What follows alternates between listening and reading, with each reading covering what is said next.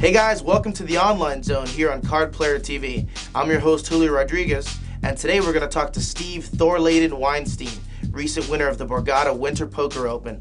Let's go to Steve on the phones. So Steve, you recently won the Borgato 3K Winter Poker Open. Can you talk about that tournament a little bit?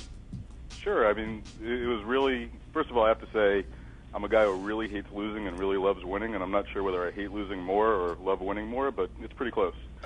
So, it was a lot of fun. I usually don't do well in lower buy-in events because I don't take them that seriously, but my wife encouraged me to play it because I have the most supportive wife in the world. And at some point, Victor Ramden came over and did a last longer with me, which was pretty good for me because it encouraged me to play better. Now you got extra incentive. Yeah, extra incentive. And I mean, I wasn't going to do it, but he just basically forced me to do it by giving me odds. So he laid you odds? The structure was really good. They start with 50,000 chips at 25.50, and they have levels like 150, 300, and it was a structure that I think favors cash game players because deep stack play is really post flop play. So, now let me ask you about that field because that was a really large field for a smaller buy-in event outside of the World Series. But how do you feel that the overall quality of play was? It was really bad. I mean, it was really, the tour. I probably played about 8 to 10 live tournaments, and it's usually like the Bellagio 25K or the 15K, and not counting the main event, which is pretty awful. Also, this field was as bad a field as I could possibly imagine, and I would encourage any poker player that plays for a living to play in it because they're never going to find a better ROI than this field. Now, you're not really used to playing in fields that big. I mean, you're a pretty regular staple of the $100 and $200 rebuys online, and I know you won the Sunday 500 a few months back. But, I mean, do you get a lot of experience playing against 1,000-player fields?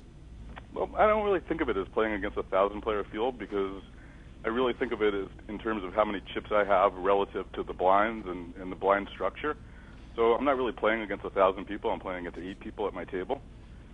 And as long as I have, plenty of chips for stealing, re-stealing, four-betting, et cetera, like that, what's going on with the other 900 people or 1,000 people at the other tables isn't really relevant to me till later. So taking it one table at a time, almost as if you're approaching it like a shootout tournament, does that help you? Like, do you just ever look up and see how many people are left in the field and go, whoa, I was, totally in the zone there for a moment?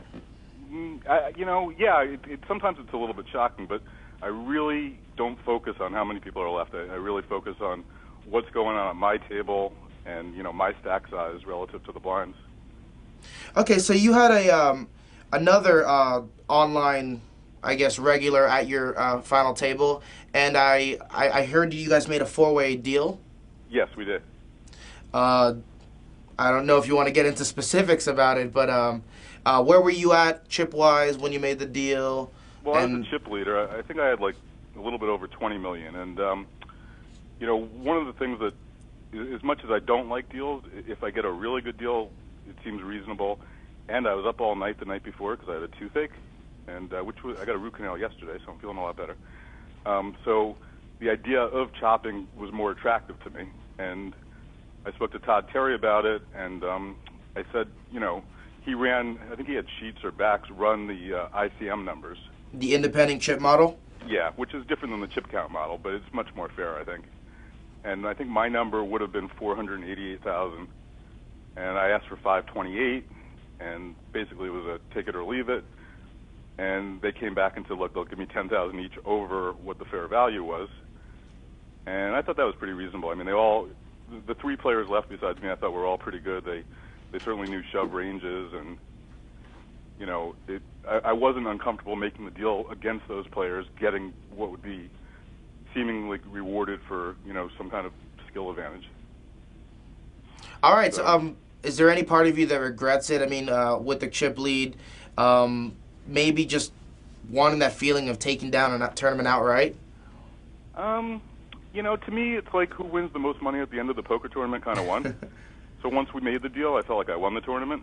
Well, that's the cash game mentality, I guess. Yeah, it's like I'm not really that much into the TV final table, et cetera, and to me it was like my deal was so much better than everybody else's. I won, And it was really, I mean, the only thing that I guess I would regret a little bit is it just sucks all the adrenaline out of you because the tournament was basically over. Okay, so you talked about TV final tables, and I have to bring it up. I know you don't want to talk about it, but you finished 10th and 11th in 2 World Poker Tour events. Can you talk about the sting and maybe just getting it out of your head? I mean, I don't know. How do you shake those off? Well, I replayed them, in my head and stuff, and one of them I actually really regret. I went out the same way in both tournaments, ace-king shorthanded to aces both times. One of them, I think we were 5-handed, and Horalbus was on my right, and I re-raised him like 5 hands in a row or something like that every time he raised. And this time I re-raised with ace-king, which was certainly the best hand I had re-raised him with. Sorry, Horalbus. And Gene Todd came over the top and went all in. And I didn't know him that well at the time, but to me it seemed like he was sick of me re-raising. It was his blind. Horalbus raised, I re-raised, and he was just sick of it. But really, knowing him better now, I think that maybe I should have laid down ace-king to him in that situation. This was at Foxwoods, right? That was at Foxwoods, right? That might have been at that was at Borgato. Okay, Borgato. I remember the same no situation. It was 10 or 11 people left, and everybody was raising all the time, and the guy on my right was, I don't remember his name, Raj, I think. Raj Patel. Won the tournament the year before. Yep. And he was obviously frustrated. And ACAT, Adam Katz, I think his name is, had raised, which he had done a lot. And then the Patel mumbled, "I'm so sick of these guys raising," not realizing I had a hand because I was the big blind, and he shoves all in, so I was pretty sure he wasn't that strong. And I looked down and found ace-king, and to me that was an auto shove on top. And it turned out that ACAT had aces, but Patel had he had king-jack, so I was up against king-jack and aces. I wasn't really drawing well. But that to me seems like a 100% automatic play, so I have no regrets about that. That's a tough spot. I want to talk a little bit about your involvement in the online community. It's kind of odd because you're an online player, but you're a little older than the 18-year-old to 23 demographic. Yeah, that usually like the world's oldest living online player. Can you talk a bit about that? I mean, a lot of these guys that you converse with on breaks, and they're just getting into it. And I don't even know how long you've been playing, but it's got to be longer than them. Yeah, I mean, a lot of when Poker Stars had the 3-6 no limit game, it was the biggest game online, and a lot of the players from that game have been around forever and survived and become the best players in poker. It was a really tough game. It's interesting because they are very young. The people, like a lot of my friends, are very young from poker, but they have this hunger and desire and will to win, and they work really hard at getting better, which I really respect, and they don't rest on their laurels, and to me they're great competitors. So I look at them as peers rather than youngsters. It's almost like poker becomes like the equal battlefield, and age, race, and sex really has nothing to do with it. It's really true. I mean, it's like how you play. And, like I said, it's really important to me to be involved with people that want to continue to improve. I really don't find it satisfying to be around people that are like, "Oh, I'm great, I'm okay, that's the way it is, and I'm just going to play my game." It's like the game evolves so much, and when you find these really brilliant young minds that constantly are trying to improve, it doesn't really matter how old they are. Well, some of these brilliant minds, I don't know how much you want to talk about this, but I know that you have been involved in backing some players in the past and maybe even now. Can you talk about a little bit about that and what kind of process happens? And even most of the players that I've taken on have been like world-class bridge players. That's the game I play besides poker.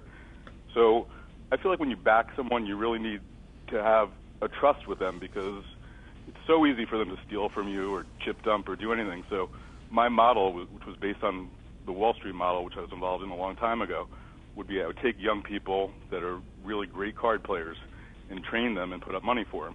But I had to trust them, I had to want to be around them, and I had to feel like they had a lot of potential. Obviously not in your stable of horses, but there are a lot of players out there who are just absolutely insane and just running great at the perfect time right now, but they're still backed. Do you feel like these players should just play on their own dime, or is it just a matter of them being averse to risk? Yeah, that's a very good question, and I've actually considered it, and it's really hard to judge people's comfort zones. Like, to me, I can't really understand at their age not taking a greater chance with their money because it's so easy to rebuild. Like, somebody like me, who's I just turned 45 actually yesterday, So oh, happy birthday.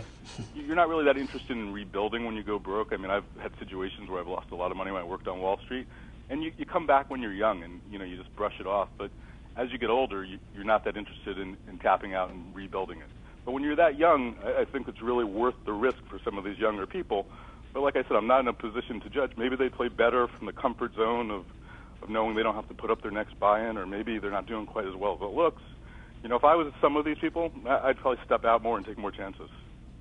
Well, you mentioned Wall Street. It's interesting that you say that because there are a lot of poker players that have successfully transitioned from Wall Street to poker. I mean, you have Johnny Bax, even Eugene Todd, who you mentioned earlier, that took you out with aces. I mean, he came from that background. Is there something about that that education, that upbringing, that makes you a great card player?